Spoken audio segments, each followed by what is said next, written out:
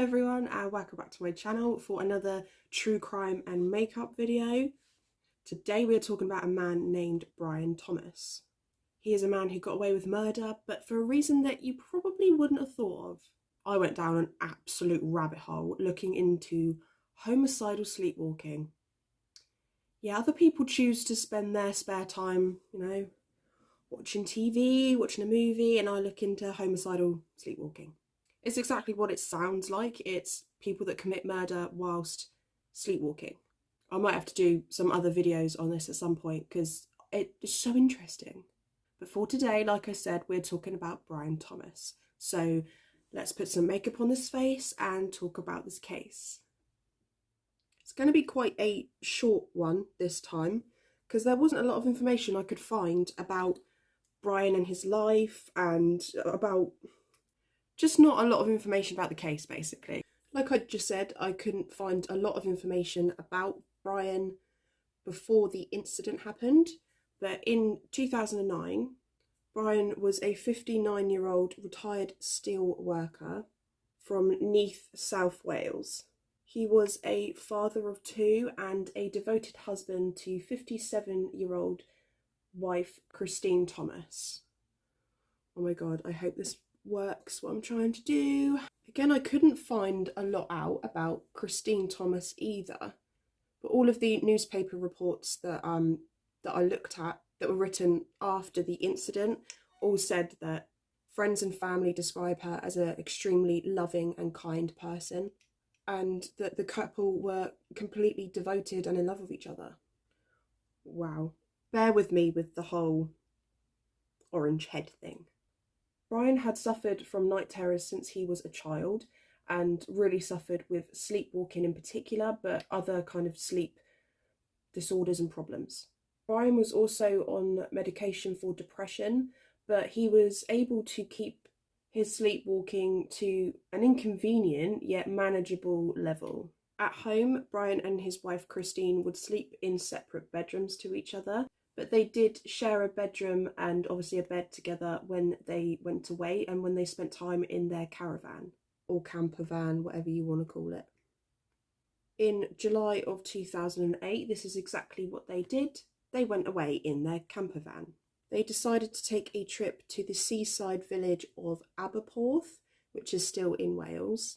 And as the couple were to share a bed, obviously because they were going away, Brian decided to come off of his depression medication because the medication made him impotent, and he thought, I'm going away with my wife, I want to be able to make love to my wife, so that's why he came off of his medication. So the couple arrived at their destination and everything was lovely, brilliant, going really well. But when it got time for them to settle down for the night and go to sleep, they're all snuggled up in bed, and then they heard the most annoying noise of cars doing like tricks, I guess, in the car park. So it was a load of boy racers, and again, I don't want to offend anyone, but a boy racer in England and in the UK is what we call like younger men that are in certain types of cars, and they'll meet up regularly in car parks just to, I don't know, show off their cars, drive really fast, sometimes race. This is what we call boy racers in the UK. So there were a load of them in the same car park that Brian and Christine were in, and they were doing like handbrake turns, doing donuts, those spinny things in the car, and it was really close to their camper van as well. So obviously they were annoyed at this, like anyone would be. It's such an annoying sound. And they decided that they were gonna just be calm about it, be cool about it, and just go and park somewhere else, go to a different car park where they could just get away from the noise. After they had gone to their new spot, they again settled down for the night and tried to go to sleep. But what would happen next would completely change Brian's life. Brian called 999, and a snippet of what he said was put into the newspapers, but the whole thing obviously wasn't released. I'm going to read what it is because it's a quote and I don't want to mess it up. But on the call he said, "What have I done? I've been trying to wake her. I think I've killed my wife. Oh my God, I thought someone had broken in. I was fighting with those boys, but it was Christine. I must have been dreaming or something. What have I done? What have I done? Can you send someone? And obviously, even just reading that out, it sounds horrible. But apparently, when the 999 call was played in court, it was really, really upsetting for anyone that was listening to it, because you could hear the genuine distress that Brian was in when he was making that call. Like, there was no doubt that he was absolutely distraught. So what had happened was, when Brian was asleep, he thought that one of the boy racers from earlier had broken into the camper van, sorry. And he was, he was trying to defend himself, he was trying to defend his wife. But unfortunately for Brian, once he woke up, he realised that there never was an intruder, and he had just strangled his beloved wife to death. Can you imagine how distressing that would be? Especially as he probably knew what had happened as well, because if you're used to having night terrors, like say, for example, you've never had a night terror before and that happens, there would be so much level of confusion, but he probably knew that, oh my God, I was having a night terror, this is what happened. Like, he would have known. Doesn't make it any easier though, of course. Once the police had Brian in custody, Brian told them his version of events of what happened, that he thought his wife was an intruder. However, the police were sceptical of this, and you can kind of see why. I mean, if someone told you, oh, I did this because I was sleepwalking, you would be a bit like, are you having a laugh? It just sounds like an excuse, doesn't it? So they thought, there must be a motive. Is Brian in financial trouble? Has his wife had an affair? There must be something, some reason why he killed his wife. But they dug into his life, they looked into his background, his finances, obviously spoke to loads of people to get like a picture of Brian's life, and they found absolutely no motive, rhyme or reason for why he would kill his wife. Everyone that the police spoke to said that the couple were an extremely loving couple.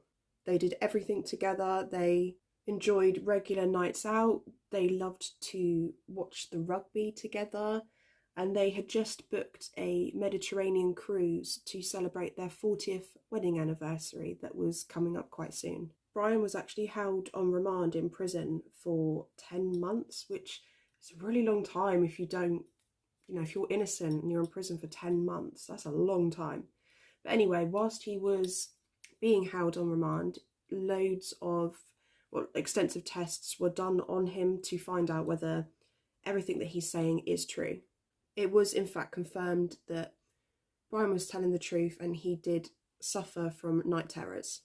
The people in charge of the investigation accepted that Brian should be found not guilty, but they weren't really sure how to charge him at first. They thought that they were going to have to find him guilty on grounds of insanity, and if this was the case, then he would have to be sent to a psychiatric hospital. Now, this law dictates that this verdict can be only determined by a jury. I always say that word wrong. So that's why his case went to court. So the jury had been told that Brian's sleep disorder meant that he was in a state of automatism. I think that's how you say it. Which basically means that Brian's mind was not in control of his body at the time. They were also told that it's possible that he suffered from a particularly bad episode of his night terrors that night because he had come off of his regular medication. Automatism is quite a complex reason for defence, and it's also a very, very rare one. Automatism means that the defendant wasn't aware of their actions when making particular movements that resulted in an illegal act. Now, like I said, it is a very hard defence to go with, and there's lots of limitations to it in English law. Usually, if the defendant is intoxicated, whether that be voluntary or involuntary, usually it doesn't work with that. And there's quite a few other exclusions in the law, but we would literally be here all day if I carried on talking about it. And for a lot of you, it'd be very boring. However, usually the verdict would be guilty on the grounds of insanity rather than just a simple acquittal and you can go. So obviously the family of Brian Thomas were really worried that he was going to be found guilty by reason of insanity and then have to be locked up in a psychiatric prison. Well, it's a hospital, isn't it? But locked up prisons. In this case, though, Brian was found not guilty.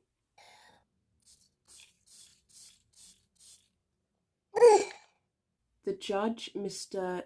Justice Nigel Davis, told Brian, and again, I'm going to read it because my memory's like a sieve, so I won't be able to just blur. You are a decent man and a devoted husband.